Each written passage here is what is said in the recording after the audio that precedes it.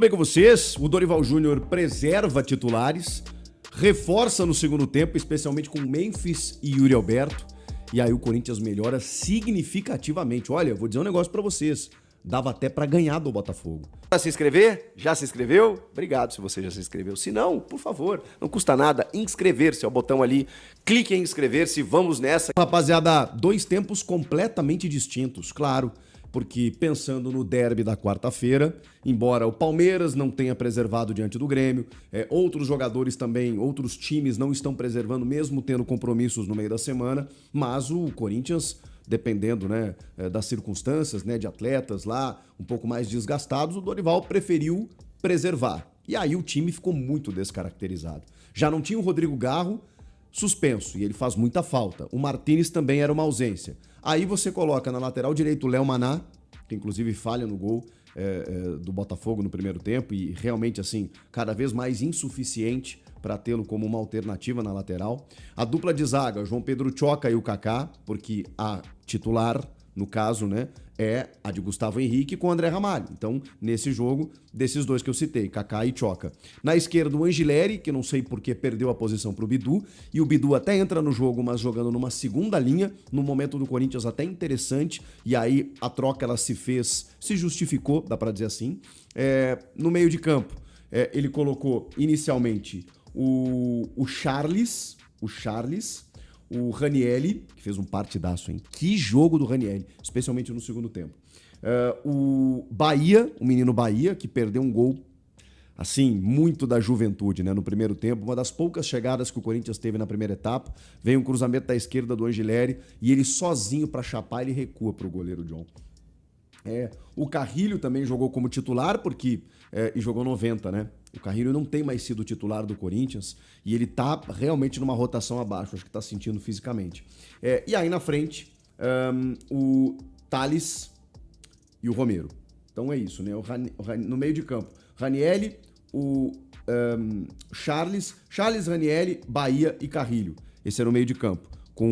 Na verdade, assim, você tinha o Charles ali um pouco mais à direita, depois o Carrilho inverteu, o Bahia mais como um jogador mais próximo do ataque, né, com o Thales e o Romero por lá, que nada fizeram, né, nenhum dos dois, e o Bahia e o Ranieri, né, o Ranieri como esse jogador ali mais centralizado.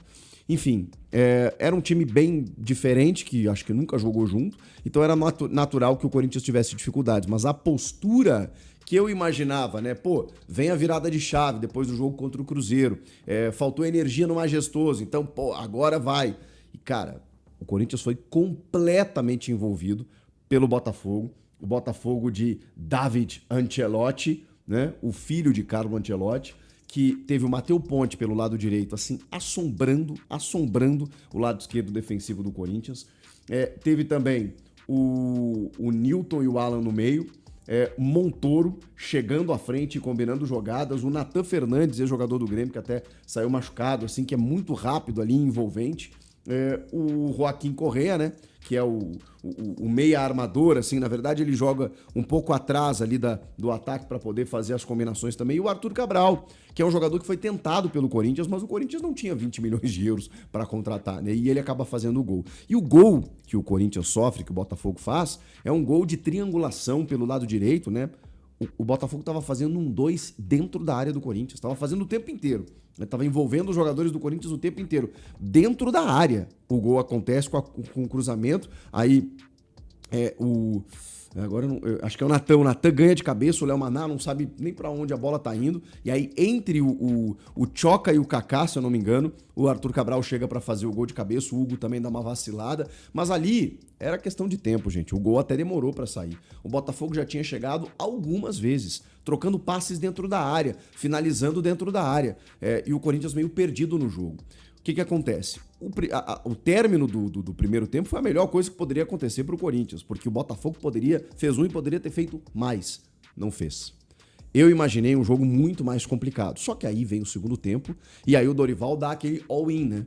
Dá uma cartada no pôquer, assim, para fazer o risco altíssimo e poder ganhar o jogo, ou pelo menos reverter a situação que estava, até porque estava ficando difícil, inclusive, para o Dorival. Poxa, Era o cara que cobrou energia, que cobrou uma mudança de postura e ela não estava acontecendo, mesmo preservando os jogadores. Aí volta o Yuri Alberto, depois de muito tempo. O Memphis vai para o segundo tempo. Ele tira também o Bahia, o menino Bahia, que tinha perdido um gol e também não estava conseguindo se soltar no jogo. E entra o Breno Bidon, que também não fez um bom jogo. Ele tira o Charles para colocar o Memphis, só para vocês terem uma ideia. E aí tira o Léo Maná para botar o Mateuzinho, porque realmente o lado direito ali estava sofrendo muito. Tira o Romero para botar o Yuri. E aí lá na frente ele tira o Thales para botar o Matheus Bidu. Então, o Dorival ele foi ousado nas trocas, é preciso dizer isso. Mas mais do que isso, provavelmente o intervalo foi de muita cobrança. O posicionamento melhorou, né? Até porque você coloca mais qualidade. E aí o Corinthians começou a marcar alto a saída de bola do Botafogo. O Yuri é um jogador que jogou um pouco mais pela direita, ele não jogou de 9. O Memphis foi esse cara mais centralizado, o falso 9, né? Atacando o espaço, mas vindo buscar o jogo. E o Thales ficou pela esquerda, depois o Matheus Bidu entrou por ali. Aí o Corinthians fez uma blitz, né? O Corinthians fez uma blitz no Botafogo, conseguiu roubar muitas bolas, o Yuri até roubou uma reposição de bola do John, que o Memphis perde. O Memphis estava até meio disperso do jogo em alguns momentos. Mas quando você coloca esses dois jogadores ali, você preocupa demais a defesa adversária.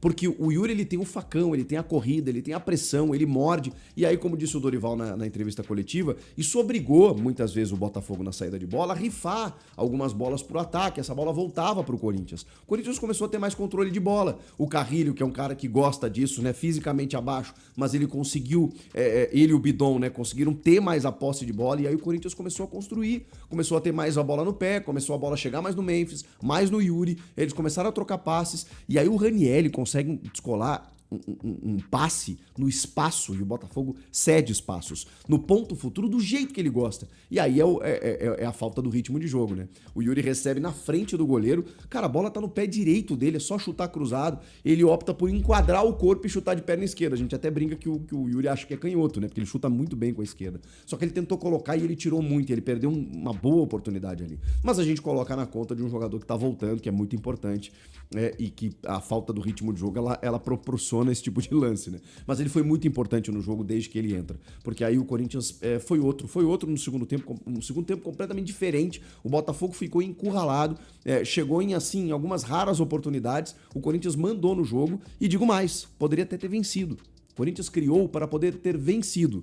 E aí até que num cruzamento, né? A bola sobra pro Matheus Bidu, ele meio que finaliza mal, o Ranieri ajeita e o Memphis enche o pé e chuta tudo que vê pela frente para fazer o gol de empate, mas esse era um gol que também estava amadurecendo. Se o gol do Botafogo no primeiro tempo, ele foi sendo construído, que a gente via ele acontecer, o gol do Corinthians também dessa maneira. Então assim, o Corinthians mostra que quando coloca o seu time titular, e ainda mais com as peças fundamentais para esse time, hoje o Garro nem jogou, mas no derby a gente espera, na quarta-feira, que os 13 estejam em campo, e aí você já começa a ter uma expectativa um pouco melhor. Quando você tem um Ranieri crescendo, e hoje ele foi super importante no segundo tempo, ganhou dividida, sabe, em posição, isso fez toda a diferença para o Corinthians na postura, na energia. E aí quando a qualidade aumenta, quando você tem os seus principais jogadores, é muito melhor. Ainda falta muito, gente. A gente tá falando de um empate, mais um, mas é uma evolução que começa a acontecer. A minha cobrança em relação ao Dorival era essa. Eu tava vendo o time estagnado. O time não ia para lugar nenhum. Aliás, ele piorava. E contra o São Paulo foi o golpe final. Foi aquele 2-0 ali que poderia ter sido muito mais pela maneira como o time jogou. Foi vergonhoso, foi ridículo. Aí quando vem o jogo contra o Cruzeiro, líder do campeonato, vem o Botafogo, um dos líderes também, um time muito qualificado, e 2 jogos, 2 embates muito bons defensivamente, e aí com essa nuance aí que você coloca, né, de um time que começa a reserva, mas depois reforça e aí se estabelece bem, você pensa, tá bom, tem margem para crescer. Então assim, começamos a enxergar um horizonte, começamos a enxergar uma aura positiva. Agora, isso precisa naturalmente se converter em vitórias, atuações melhores, reforços que precisam chegar. E agora, 2 duelos diante do Palmeiras pelas oitavas de final da Copa do Brasil, que daqui a pouco podem resultar numa virada de chave efetivamente na temporada. O que vocês acharam do jogo? Gostaram? Comentem aqui. Fiel, o time conseguiu sobreviver e resgatar um ponto. mas faltou criatividade e o volume voltou com o treinamento, mas precisa virar resultado. E agora bora falar dos bastidores da direção. Bora falar agora sobre o Corinthians, informação exclusiva. O Timão precisa de 200 milhões de reais até dezembro para ter dinheiro para pagar todas as suas contas na temporada de 2025. Esse cálculo foi feito pelo novo presidente, pelo presidente interino do Timão, Osmar Stabile. Como é que o Corinthians vai buscar 200 milhões de reais? Essa é a pergunta que tem sido feita por todos os dirigentes alvinegros nos últimos dias. Dá para contar que 50 milhões dessa grana virão de um adiantamento, graças ao contrato assinado com a Nike. Houve uma renovação em relação ao material esportivo e o Corinthians já tem um quarto desses 200 milhões de reais. O Timão também pensou em antecipar receitas, mas que eu consegui apurar é que o Augusto Melo, o presidente afastado do Timão, já havia antecipado todas as receitas com direitos de transmissão de 2026, uma péssima notícia pro Timão. A tendência é que o Corinthians precise de uma grande venda, como o Yuri Alberto não deve ser negociado, o Corinthians aguarda por propostas que possam chegar por Breno Bidon. Se viesse qualquer oferta pelo Memphis Depay, o Corinthians também aceitaria no ato, até para colocar um dinheiro em caixa e deixar de gastar cerca de 6 milhões de reais por mês entre salários, direitos de imagem, impostos e uma série de outros benefícios no contrato do atacante holandês. Só para completar, o Stabile também tem incentivado o pessoal do departamento de marketing a buscar novas receitas e o que chamou mais a atenção dos dirigentes do Corinthians que substituem o Augusto Melo era a total falta de planejamento em relação a gastos. Outra coisa importante que certamente vai ser alvo de muito debate nos próximos dias no Corinthians, a atual administração descobriu cerca de 40 milhões gastos por Augusto Melo sem qualquer nota fiscal ou comprovação. Como é que foram utilizados esses 40 milhões de reais? Estamos falando de muito dinheiro, estou em busca de mais informações para trazer detalhes para vocês. Combinado?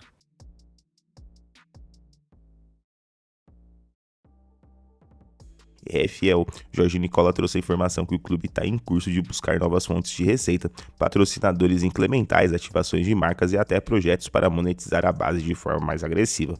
Essa é a base para qualquer salto. Se o Corinthians não aumentar suas receitas, fica difícil pensar em reforços, mas tem que ser feito com estratégia, sem que o clube perca a identidade. E aí, fiel, o empate foi justo, o time poderia ter ganho? Deixa nos comentários, quero saber. E no quesito receita, você aposta em patrocinadores ou em valorização de produtos? Comenta aqui embaixo, deixa aquele like, se inscreve no canal.